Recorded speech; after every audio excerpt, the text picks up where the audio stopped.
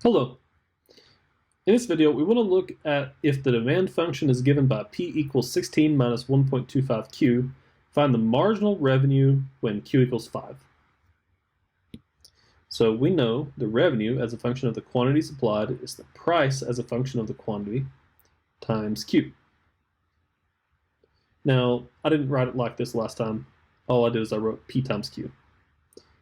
And p, in this case, is simply 16 minus 1.25q.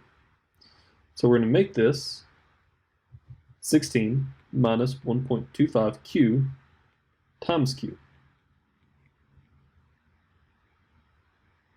Distribute the q. That gives us 16q minus 1.25q squared. So the revenue as a function of the quantity supplied is that.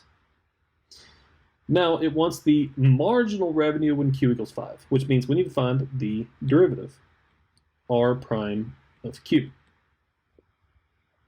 Well, for the first one, derivative of 16q is just 16. I hope by now that you're seeing that if you have a variable to the first power, the variable goes away and you're just left with the constant. Now for the next one, bring the 2 down. 2 times negative 1.25 would be negative 2.5. And then q to the 2 minus 1 is just 2. Sorry, 2 minus 1 is just 1, so that's it. And we just found the derivative. Next, let's look at when q equals 5.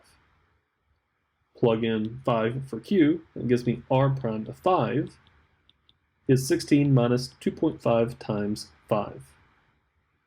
2.5 times 5 is 7.5, so it gives me 16 minus 7.5.